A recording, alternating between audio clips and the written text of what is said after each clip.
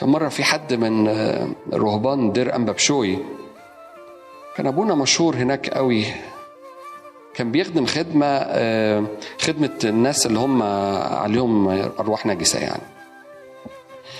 فمرة عمل حركة يعني في منتهى الخطورة، جاب أتوبيس 50 راكب وراح لامم فيه 50 واحد عليهم أرواح نجسة، وراح طلع بيهم على دير أنبا بولا بحر الأحمر.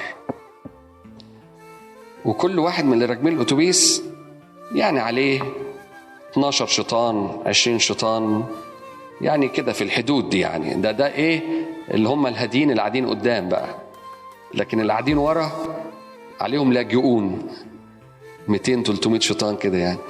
المهم قاعدين بقى في الاتوبيس وطلع بيهم قاعدين ساكتين في الاتوبيس يعني، وابونا قاعد قدام وقال لهم اخدكم رحله تروحوا الدير.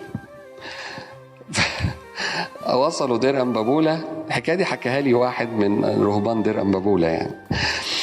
اول ما وصلوا الدير أنبا بولا وابونا راح فاتح باب الاتوبيس، واذ يفاجأ بال50 واحد اللي عليهم شياطين دول راحوا هايجين جدا جدا، هاجوا خالص وراحوا نازلين بقى من الاتوبيس ونزلوا دخلوا في الدير وضرب بالحجاره على بعض وهيجان وصويت قلبوا الدير كله.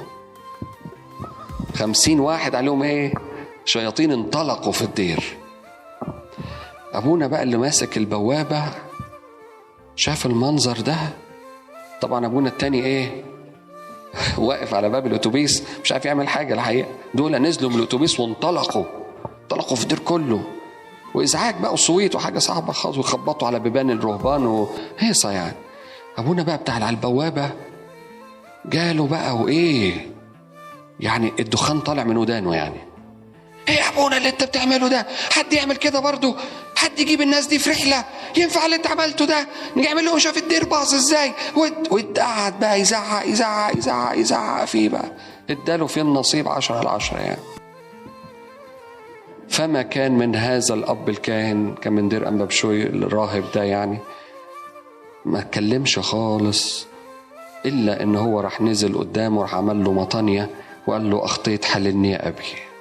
وفي هذه اللحظة 50 واحد طلع منهم كل الشياطين، طلعت منهم ورجعوا كلهم من الدير، اتجمعوا وقفوا على باب الأتوبيس كلهم هادين، ما فيش واحد فيهم عليه شيطان واحد، ولا صلى ولا رشم صليب عليهم ولا عمل لهم أي حاجة. مجرد إيه؟ مجرد اتضاع خلى الشياطين تخرج من 50 واحد بدون ما يعمل أي حاجة، بدون ما يعمل أي حاجة. هذه الفضيلة فضيلة قوية جدا.